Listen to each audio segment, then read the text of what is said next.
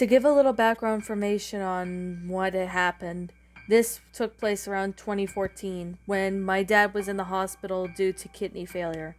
My dad was very lucky he survived, and one of his nights at the hospital was almost unexplainable. But let me just explain. My dad was in his own room after me and my mom, along with my brother, had visited him, as we were going camping for a few days with our friends. We stopped by at the hotel at the hospital and decided to drop off some of his stuff. My dad still misses us, but was really glad that his friend had been dropped him off at the hospital. He wasn't doing so good and was showing signs of kidney failure. My dad was lucky he survived, as he wouldn't be here if he did die. My dad had one of those nights in the hospital where it was unexplainable. But let's just say that my dad was in his late 50s. This obviously really confused him and kind of messed him up a bit. Shortly after visiting hours were done, it was about maybe 10 o'clock at night when my dad heard someone walking down the hallway. Usually in the floor of the hospital, a lot of patients would be resting and even getting ready for bed. My dad was wondering as to what it was. He decided to go outside of his room to see if anyone was down there, but there were no nurses, no one out there. This was confusing to my dad. He obviously had no idea if anyone was there, so he decided to walk down the hospital room. As he walked down the hallway, he couldn't see, then he heard footsteps again, and this time it became like if it was sprinting. My dad obviously had no idea what it was, but he looked over but couldn't find anyone. As he was returning to his room, he saw at the end of the hallway there was a figure that looked like a young woman. She looked about maybe in her early 20s. My dad ran into the hospital room and called the nurse up of what happened. Security guards were up there searching the area, but they couldn't find the woman, and they assumed that it could either be a patient or perhaps it might have been some visitor who snuck in. But still to this day, they had never found the woman, and my dad still is confused about it to this very day. This happened to my brother sometime, I guess, in early of 2016, and I think he still kind of hears this story from me whenever I think about it, because I was clearly there. Now, my brother was in the hospital for the weekend as he had some issues revolving him hearing voices in his head and even him having some suicidal thoughts. My brother had been having this issue for a while, and luckily my mom was able to get him to the hospital where the doctors would be able to provide any medication that could help maybe control it. I was there with my mom as we were visiting my brother on our way to what seemed to be a riding lesson. Of course, we didn't stay long, but we said that we would come back and visit him maybe after. But that was only one day, which was Friday, since I had a makeup lesson. But then it was on Saturday, where I didn't have anything going on, so Mom and I went to go visit my brother for at least a couple hours. As we were there, I was sitting on the edge of my brother's bed as my brother was playing what seemed to be his iPad. All of a sudden, as I was waiting for my brother for stuff, I asked my mom if I could use the bathroom. But of course, with that being said, I went to use the bathroom. But then when I came back out, my mom asked me if I was able to go to the cafe at the lower section of the hospital to get my brother a slice of pizza. She handed me the money and I agreed with her, and I went down by myself. As I was going down the hallway, I noticed someone or something was looking at me. It looked like a strange person, thinking maybe he either probably was a visitor, as I didn't see him anything look like a security guard or a patient at the hospital. His kind of appearance made me really uncomfortable and uneasy. I ignored it and continued down. It wasn't long until I walked into the elevator, and that's when he followed me, surprisingly, making me really uncomfortable. I did not know why this guy was there. But then I went over to what seemed to be the cafeteria. Finally, I was able to get there, and the guy got off at the same time I was. He didn't follow me or anything like that. I went to go grab my brother's pizza. paid for it, but as I was waiting for it, I decided to go what seemed to be to the gift shop just to see if there's anything I liked there.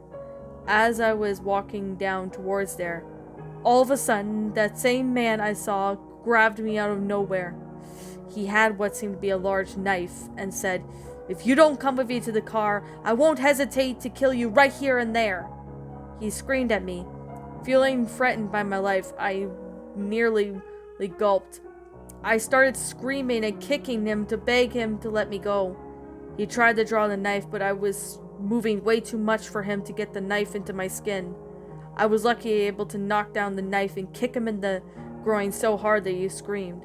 I ran down the hallway and ran into a security guard and explained the situation. I also showed the knife that I found that this guy tried to hurt me with.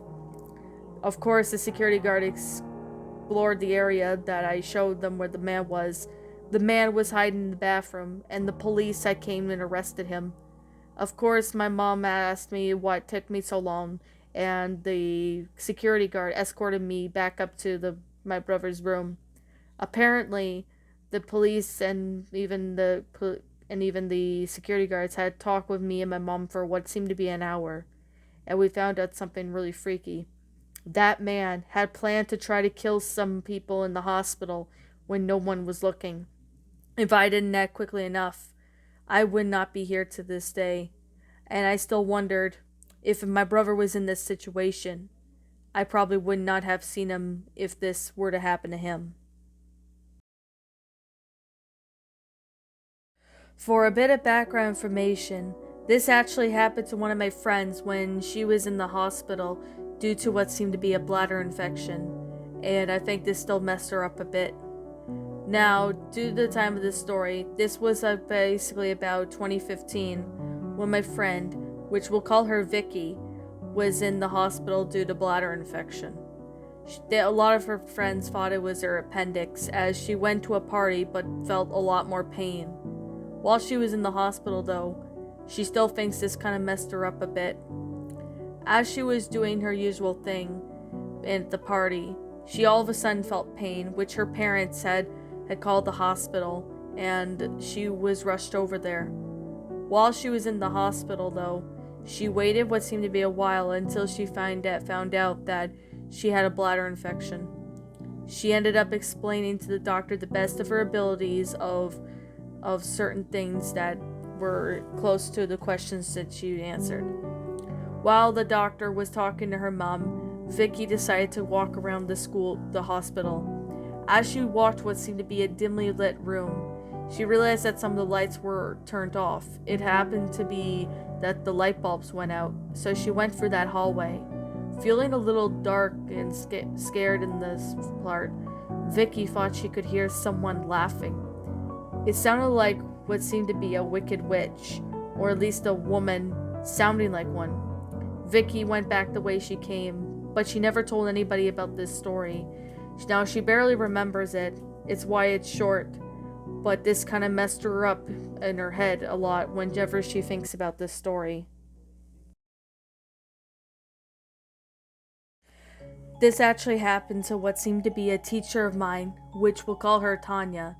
Tanya was basically maybe in her early 30s when this happened, and she obviously cannot describe how horrified this was.